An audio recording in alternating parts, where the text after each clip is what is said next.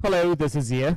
Today we're going to talk about Imran Khan, the new leader in Pakistan. So who is Imran Khan? What is he all about? Us living in the United States especially keep wondering. A bunch of us give him a lot of money. I suppose. What do you think about Imran Khan? Who is he? What is he all about? Well, Imran Khan that we have known is primarily because of his sport, cricket, and his fabulous career. The second Imran Khan we came to know of is a philanthropist.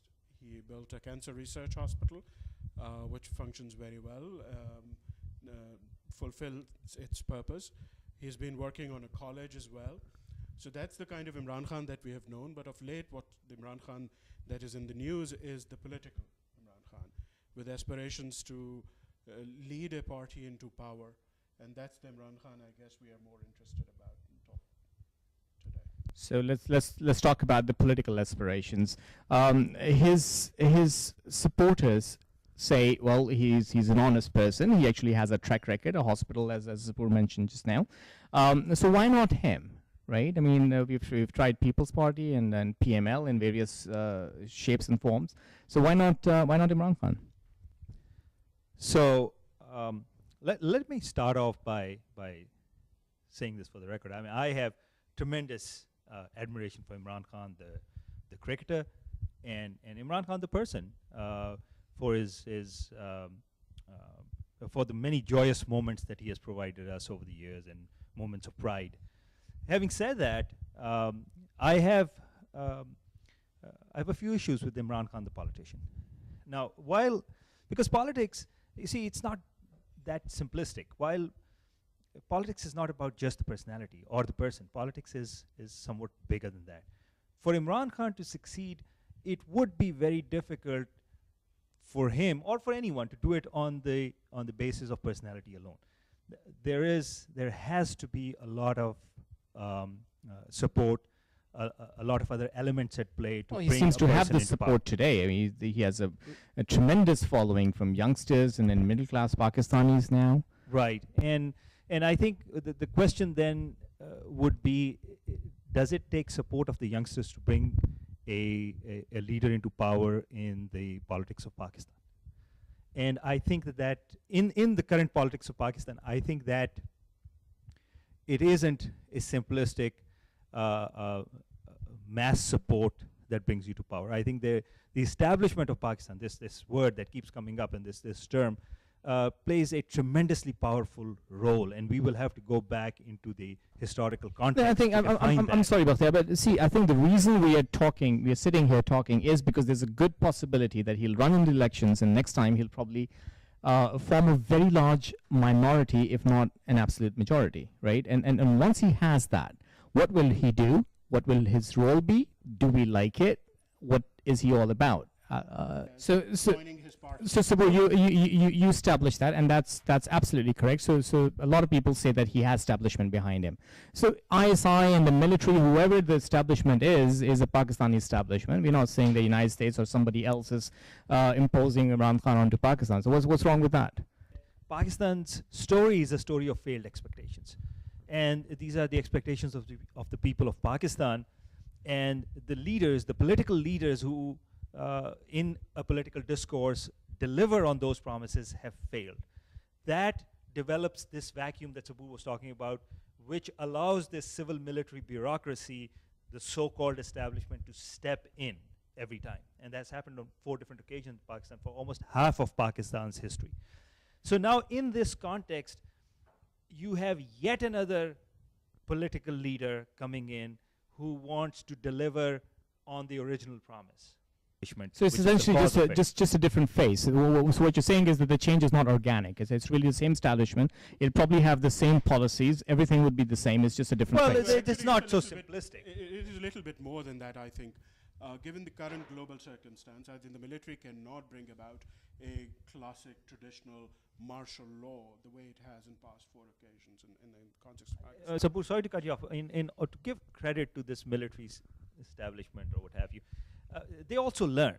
So I don't think they need to keep bringing up the same crude martial law formula. They've learned that there may perhaps be better ways of doing this, and That's exactly where I was heading, that the risk here is that if indeed Imran Khan is supported by the military establishment, that this would actually provide a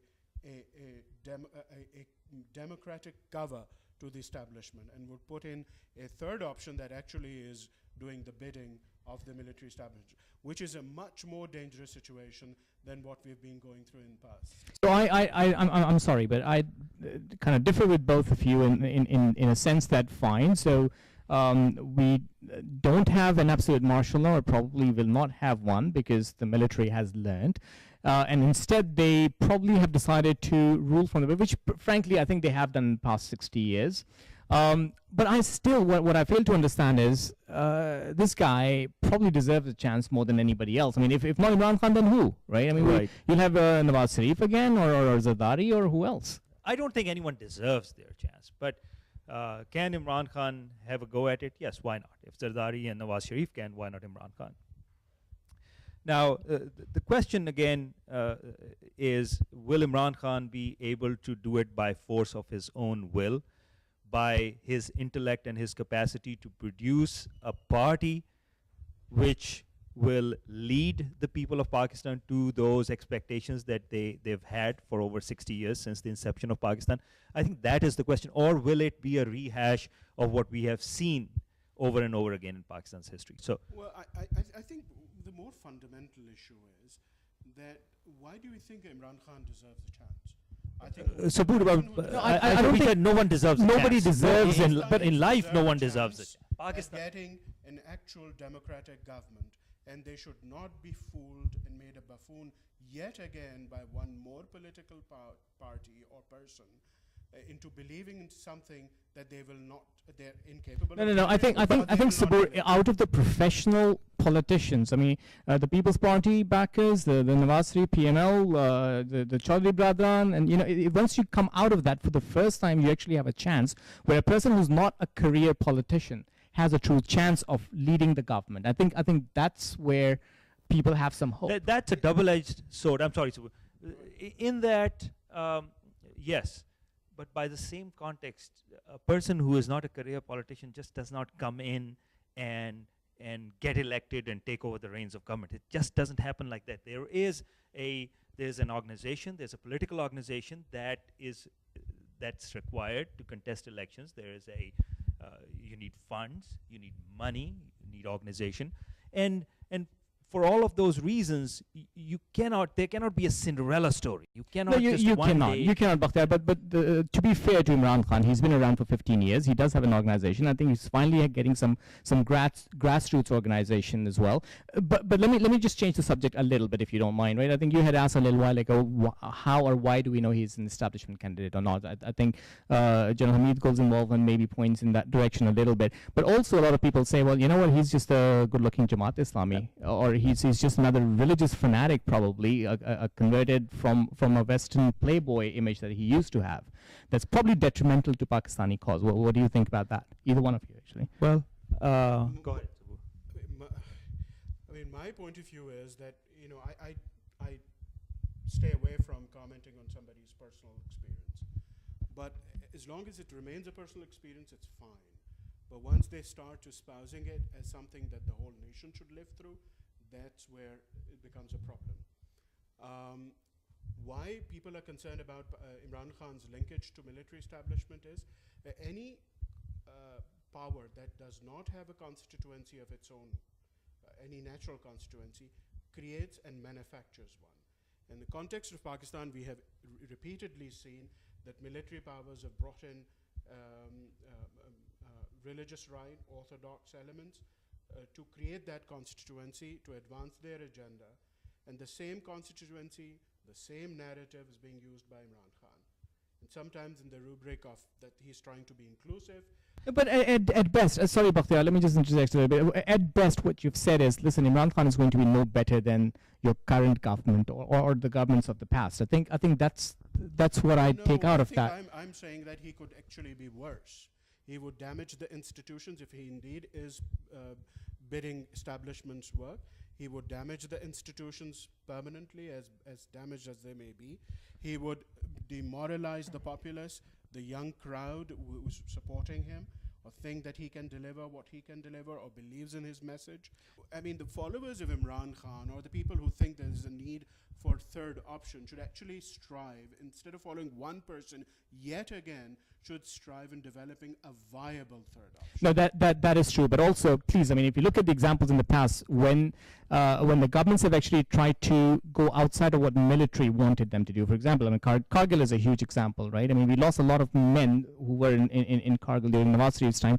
Earlier, didn't Benazir Bhutto supposedly went and sold off the Khalistan cause to the Indians and kind of gave all the names away. So we've had those examples in the past as well. I mean, how can Imran Khan be any worse than that? So here's a person who has tremendous personal appeal and who can generate tremendous amount of funds for worthy causes, and we've seen that for Shaukat Khanam, for the college, the educational ventures that he has done. And at the same time, we have seen his political candidacy and his performance in the political field, where he, in 2 elections, he has failed to generate any more than 1 seat in the National Assembly out of 270 odd seats. So from there, in the last 2, 3, or 4 years, to what is now being referred to as a tsunami in Pakistan, you have to wonder how this rapid transformation has taken place. And in the past, if the past is any indication, candidates who have arisen so dramatically have to have had some inside support. Inside support in the context of Pakistani politics is referred to as support by the establishment. Whether that is support in economic terms, whether that is support in organizational terms, whether that is support in terms of